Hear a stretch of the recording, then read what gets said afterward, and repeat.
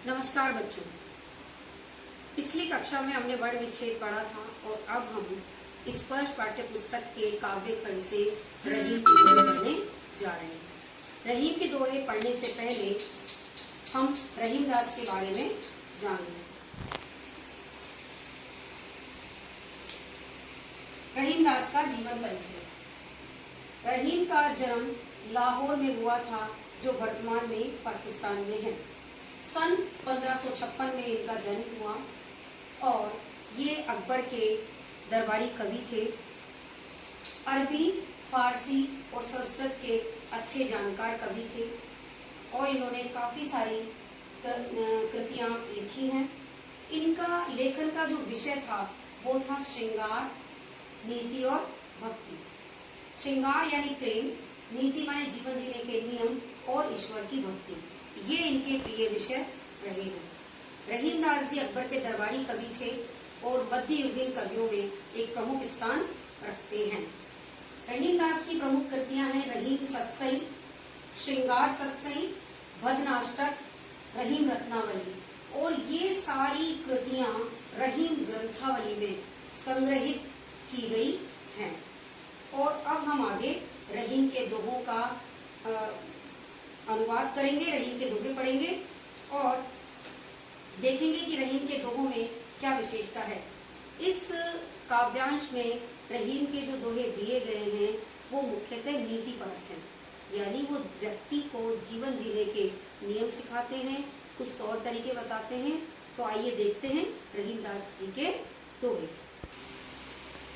बच्चों, पहला दोहा है रहीमन धागा प्रेम का मत तोड़ो चटकाए, टूटे से फिर ना मिले, मिले गांठ परिजन। यहाँ रहीमदास जी कहना चाहते हैं कि जो प्रेम के संबंध होते हैं वो बड़े ही नाजुक होते हैं, इसलिए प्रेम के संबंधों में कभी भी दुराव, विश्वासघात नहीं होना चाहिए। यदि प्रेम का संबंध एक बार टूट जाता है तो फिर वापस नहीं जुड़ पाता। जिस प्रकार से धागे को चटकाने से, धागे को खींचने से वो टूट जाता है और दोबारा जब उसे जोड़ते हैं तो उसमें गांठ बांधनी पड़ती है, किंतु जोड़ तो जाता है किंतु गांठ पड़ जाती है। उसी प्रकार से जो प्रेम के संबंध है वो एक बार टूट जाए तो फिर दोबारा वैसे नहीं बन पाते, वैसा विश्वास उन संबंधों में उत्पन्न नहीं हो सकता। इसीलिए रहीमदास जी ने कहा है कि प्रेम के संबंधों को कभी भी बुरे तरीके से खत्म नहीं करना चाहिए, या प्रेम के संबंधों में कभी भी विश्वासघात नहीं आना चाहिए, क्योंकि वो प्रेम के संबंध दोबारा वैसे नहीं हो सकते। जिस प्रकार से धागा टूट जाने पर पुनः वैसा नहीं बन। दूसरा दोहा है रहीमन निज मन की व्यथा, मन ही राखो गोय, सुनी अठिले है लोग, सब बांटी न ले है कोई। रहीमदास जी कहते हैं कि मन की व्यथा, मन के दुख को, मन के कष्ट को अपने ही मन में रखना चाहिए। यदि हम लोगों को अपने मन की व्यथा, अपने मन के दुख को सुनाते हैं तो कोई उसे दूर नहीं करता, बल्कि अकेले में लोग उस पर हंसते हैं और सब लोगों को बांट देते हैं, सब लोगों को उसके मन की व्यथा, उसकी बातें बता देते हैं। इसलिए रहीमदास जी ने कहा है कि अपने मन की व्यथा, अपने मन के दुख को अपने मन में ही रखना चाहिए, लोगों को उसे बताना नहीं चाहिए, क्योंकि लोग उसे दूर तो करेंगे नहीं, बल्कि आपके दुख को सुनेंगे, हंसेंगे और लोगों को पहुंचाएंगे, लोगों तक बांटेंगे। इसलिए अपने मन की व्यथा को अपने मन में ही रखना चाहिए। वहीं अगले दोहे में रहीमदास जी कहना चाहते हैं एके साधे सब सधे, सब साधे सब जाए, रहीमन मूल ही सींच बो, फूले फले अगाए। यानी रहीमदास जी कहते हैं कि जिस प्रकार से जड़ को पानी पिलाने से, रहीमन मूल ही सींचिए, जिस प्रकार से जड़ को सींचने से फल और फूल और अन्य स्थान पर अपने आप जल चला जाता है, फूल और फल अपने आप पानी पी लेते हैं, उसी प्रकार से एक काम सही करने से सारे काम अपने आप सध जाते हैं।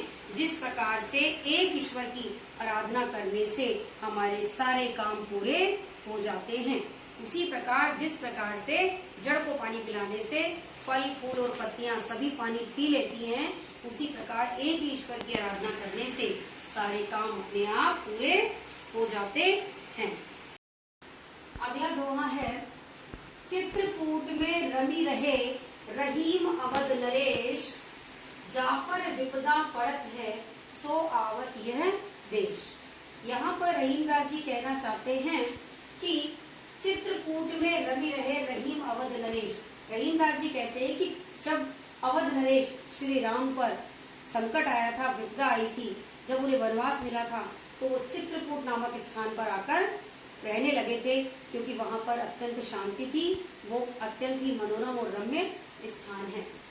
जहाँ पर विपदा पड़त है सो आवत यह देश, यानी जिस पर विपदा पड़ती है वह आता है इस देश, यानी वो इस स्थान पर चित्रकूट में आता है। या इसका हम दूसरा अर्थ भी ले सकते हैं कि जिस व्यक्ति पर विपदा पड़ती है, संकट पड़ता है, वह किसी शांत और एकांत स्थान पर जाना पसंद करता है। जिस प्रकार से श्री राम पर जब संकट आया था तो चित्रकूट नामक स्थान पर आकर बस गए थे। अगला दोहा है, दीर्घ दोहा अरथ के आखर दोहरे आही, दीर्घ दोहा अरथ के आखर दोहरे आही, जो रहीम नट कुंडली सिमटी कूदी चढ़ी जाए। ये रहीमदास जी कहते हैं कि दोहे में आए हुए अक्षर अर्थ के रूप में देखा जाए तो बहुत थोड़े और छोटे होते हैं, किंतु उनका जो अर्थ होता है वो काफी बड़ा होता है, वो बड़े अर्थ रखने वाले होते हैं। जिस प्रकार से रहीम नट कुंडली सिमटी कूदी जाए, जिस प्रकार से नट होता है यानी जो तमाशा दिखाने वाला होता है, वो होता तो एक साधारण सा है, किंतु वो जब करतब दिखाता है तो अपनी शरीर को बिल्कुल संकुचित कर लेता है, सिमटा लेता है और तब अपने करतब दिखाता है। अर्थात जब वो एक लोहे के आग के गोले से निकलता है तो अपने शरीर को सिकुड़कर उस गोले से पार हो जाता है, कूद जाता है, यानी कि नट कुंडली सिमटी कूदी चढ़ी जाए, कि नट जो होता है वो अपने शरीर को सिकुड़ा लेता है और करतब दिखाता हुआ उस आग के गोले से निकल जाता है। ठीक उसी प्रकार से जो दोहे हैं वो दिखने के लिए तो छोटे होते हैं, लेकिन गहरे अर्थ रखने वाले होते हैं। वही बच्चों अगला दोहा है, धनी रहीम जल पंख को लघु जिए पियत अघाय, उदती बड़ाई कौन है जगत प्यासो जाए। यहाँ पर रहीमदास जी पंख को यानी कीचड़ को, पंख माने कीचड़ को, कीचड़ में सने हुए जल को धन्य कह रहे हैं कि धनी रहीम जल पंख को, कि कीचड़ का जो गंदा जल है वो धन्य है, महान है। को लघु जिए पियत अघाय, जिसे छोटे मोटे जीव पीते हैं और पीकर अघाते हैं, तृप्त होते हैं, अपनी प्यास बुझाते हैं। यानी जो कीचड़ में जल है वो धन्य है, क्योंकि उसको पीकर छोटे जीव अपनी तृप्ति करते हैं, अपनी प्यास बुझाते हैं। उदती बड़ाई कौन है, इसमें समुद्र की क्या बड़ाई है, जो इतना बड़ा है, विस्तारित है, लेकिन उसकी क्या बड़ाई है, जगत प्यासो जाए, उसके पास आकर भी लोग प्यासे की प्यासे वापस चले जाते हैं, क्योंकि समुद्र किसी की भी प्यास नहीं बुझाता, जबकि वो एक बड़ा जल स्रोत होता है, किंतु लोगों की प्यास नहीं बुझाता। इसीलिए रहीमदास जी ने कहा है कि कीचड़ में सना हुआ जल ही धन्य है, कम से कम छोटे जीवों की प्यास तो बुझाता है, और समुद्र बड़ा होकर भी लोगों की प्यास नहीं बुझा पाता।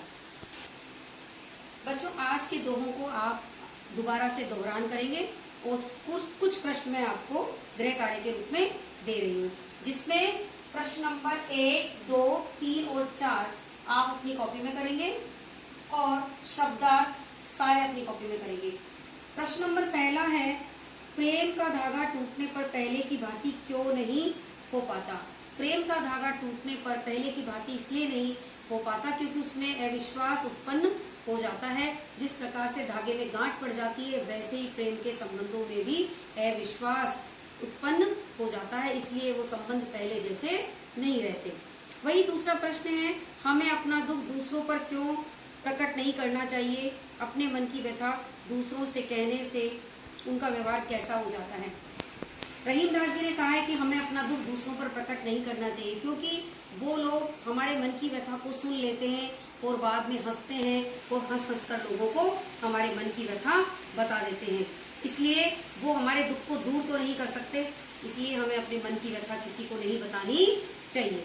वही तीसरा प्रश्न है, रहीम ने सागर की अपेक्षा पंख जल को धन्य क्यों कहा है? रहीम ने पंख जल को यानी कीचड़ के जल को धन्य कहा है, क्योंकि उसको पीने से छोटे जीव अपनी प्यास बुझा लेते हैं और तृप्त होते हैं, किंतु सागर जो कि एक पानी का बड़ा जल स्रोत होता है, किंतु वह किसी की प्यास नहीं बुझा पाता, उसके पास से सब प्यासे ही लौटते हैं, इसलिए पंख जल धन्य बताया है। वही अगला प्रश्न है कि एक को साधने से सब कैसे सज जाते हैं?